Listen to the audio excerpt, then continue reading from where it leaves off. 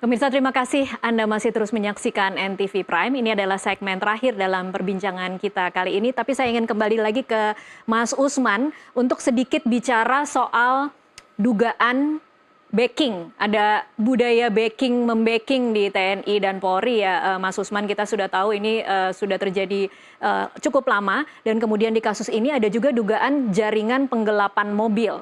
Apa kira-kira yang kemudian bisa didesak agar dugaan-dugaan ini bisa diusut dengan terbuka dan tidak di ruang gelap terjadi di Propam yang kemudian kita tidak tahu seperti apa proses penyidikannya? Ya, proses hukumnya harus terbuka, harus transparan.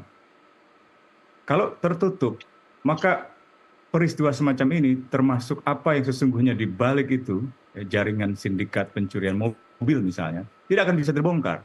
Kita masih ingat ya beberapa waktu yang silam itu ada tumpukan mobil-mobil yang tidak jelas dari mana itu diperoleh di rumah anggota TNI. Nah, hal semacam itu menimbulkan pertanyaan-pertanyaan besar di dalam masyarakat. Apa yang sesungguhnya dilakukan oleh anggota TNI? Dalam kasus kilometer 45 yang sekarang ini, kabarnya anggota TNI yang terlibat adalah anggota satuan elit, Kopaska. Nah, kalau Kopaska, kalau satuan elit, seharusnya ia punya kemampuan yang lebih dan punya konsentrasi tugas yang lebih istimewa ketimbang ngurus hal-hal seperti ini. Jadi budaya backing-membacking ini sudah sering kali kita temukan dan sudah rahasia umum di dalam masyarakat. Ya, bisnis anu dibackingi oleh anggota TNI ini, gitu ya. Dari mulai bisnis-bisnis di lingkungan masyarakat biasa sampai dengan bisnis besar. Nah, ini yang harus dihentikan. Makanya di dalam Undang-Undang TNI nomor 34 tahun 2004 dilarang anggota TNI aktif untuk melakukan bisnis. Ya. Tentu kita tidak melarang misalnya anggota TNI ingin membuat koperasi ya, untuk mencari katakanlah tambahan. Tetapi anggota TNI adalah anggota dari lembaga yang melaksanakan kebijakan pertahanan negara, menjaga kedaulatan negara, integritas teritorial negara, keselamatan segenap bangsa dari negara. Musuhnya dari luar negeri, musuhnya dari negara asing. Jadi bukan ngurusin yang domestik, bukan urusan-urusan penegakan hukum, urusan bisnis, urusan pemeliharaan keamanan, itu urusan polisi. Kewenangan-kewenangan semacam itu sepenuhnya dimiliki oleh pihak kepolisian. Anggota TNI itu tugasnya mendeteksi, mengidentifikasi, dan melaksanakan kebijakan pertahanan negara dari ancaman musuh asing yang mengancam 3 hal tadi. Kedaulatan negara, integritas teritorial negara, dan keselamatan segenap bangsa. Baik. Jadi Mas kalau Usman, ada yang backing-membacking, entah itu Bintara atau misalnya Tamtama atau perwira tinggi termasuk, dia harus diberhentikan. Tidak boleh itu dilakukan. baik. Mas Usman, tetapi kalau mari kita berandai-andai misalnya kemudian ini bisa diselesaikan di ranah peradilan umum, ditangani oleh pihak kepolisian. Bisakah kita berharap bahwa jaringannya kemudian kalau memang terjadi ada upaya backing-membacking atau jaringan penggelapan mobil ini bisa terungkap? Kalau ada komitmen politik, kemauan politik di tingkat presiden, di tingkat dewan, ya, itu bisa dilakukan. Kepolisian itu sudah memiliki pengalaman panjang, sudah dibekali peralatan termasuk keilmuan gitu ya, penyidikan secara saintifik yang sangat hebat. Masalahnya bukan pada kemampuan, tetapi pada kemauan politik dari presiden, dari Panglima TNI, dari Kapolri, dari Menteri Pertahanan, dari menteri-menteri yang terkait. Jadi kalau ada urusan-urusan semacam itu, kendalanya pasti bukan kendala teknis, tidak ada bukti atau sulit mengungkapkan bukti, bukan kendala hukum, tidak ada kewenangan hukum, itu ada semua. Kewenangan hukum ada, kendala teknis tidak mungkin tidak bisa diatasi oleh kemampuan dan peralatan forensik atau peralatan-peralatan dimiliki oleh pihak penegak hukum. Kendalanya seringkali pada keengganan untuk menimbulkan kegaduhan atau keengganan untuk memproses hukum seseorang yang mungkin berpangkat tinggi, ya, yang terlibat di dalam sebuah kejahatan. Entah itu sindikat jaringan pencurian mobil, atau sindikat penyelundupan, atau sindikat perdagangan manusia. Baik. Itu hal-hal yang sudah menjadi rahasia umum. Kalau Indonesia mau menjadi negara dengan Indonesia emas 2045, Indonesia harus benar-benar menegakkan hukum. Tidak boleh hanya tajam ke bawah, ke masyarakat, tapi tumpul ke atas. Harus tajam ke atas, bahkan lebih tajam ke atas. Karena di tingkat atas negara itu diberi wewenang lebih, diberi kepercayaan, diberi amanat, diberi senjata, diberi dana, diberi kewenangan. Jadi saya kira hukum harus benar-benar ditegakkan supaya peristiwa ini tidak terjadi lagi. Baik. Dan TNI tidak perlu mengurus hal seperti ini. Berhentikan anggotanya, berhentikan sementara setidaknya, berikan bantuan hukum, serahkan pada pengacara, biar dia melakukan pembelaan hukum sendiri. Bukan kemudian menempatkan institusi seolah-olah seperti tim pembelaan. Bukan itu urusan TNI. Baik. Tugas TNI adalah menjaga kedaulatan negara, integritas teritorial negara, dan keselamatan segenap bangsa ini. Oke, saya geser ke Bang Andreas. Bang Andreas, apa tanggapan Anda soal dugaan ada upaya backing-membacking dan juga ada dugaan bahwa ini adalah jaringan penggelapan mobil?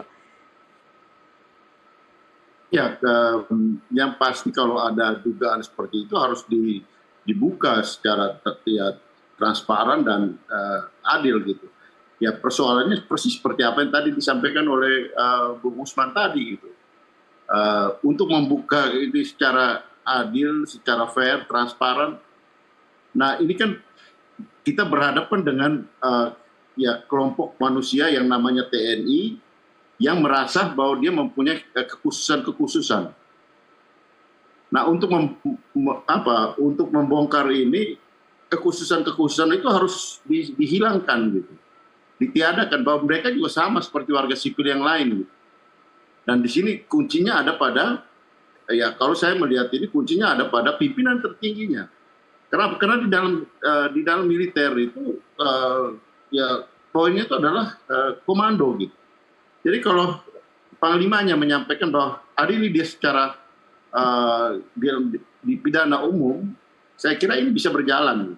Oke, Bang Andreas. Ya, kalau tidak ya itu perlu juga di Menko Polkam, kemudian Menham, dan juga mendesak supaya ya apalagi kalau presiden yang bicara soal ini, baik, pasti ini bisa terjadi. Baik, Bang Andreas, mungkin tidak. Memang di sini ya perhatian dari masyarakat ini penting untuk kemudian ya ini bisa kita desak supaya kasus ini harus menjadi kasus-kasus seperti ini harus menjadi ya pintu masuk untuk kemudian terjadi perubahan. Baik. Seperti apa yang tadi disampaikan oleh Bung Usman, kita kalau kayak gini-gini terus, ya kita mundur lagi gitu. Saya selama sekian tahun saya di Komisi 1, saya melihat ada perubahan, ada perkembangan yang baik di antara beberapa 10 tahun terakhir ini gitu. Tapi akhir-akhir ini mulai muncul lagi gitu yang namanya backing-backingan, yang kemudian terjadi penyalahgunaan senjata api oleh prajurit TNI. Nah kalau ini terjadi kita mundur lagi gitu. Iya. Dari yang sebelumnya sudah menuju lebih baik lah gitu dari ya waktu-waktu yang lalu gitu. Jadi saya kira sebelum kita melakukan revisi terhadap undang-undang peradilan militer, karena itu salah satu kendala yuridisnya, komitmen dan kemauan politik dari ya pihak terutama di dalam hal ini adalah pimpinan tertinggi TNI itu penting sehingga terjadi perubahan ini. Baik, terakhir pertanyaan terakhir untuk Pak Willy, mungkin terakhir lagi Pak Willy, harapan dari pihak keluarga termasuk juga mungkin tanggapan soal adanya dugaan backing, mungkin ada komentar Pak Willy? Harapan terakhir dari klien kami mendapatkan keadilan, transparansi dari pihak dari pelaku tindak pidana tersebut, dalam hal ini peradilan militer. Jadi membuka apa yang sebenarnya yang terjadi sesuai dengan fakta di lapangan dan sesuai dengan peraturan perundang-undangan militer.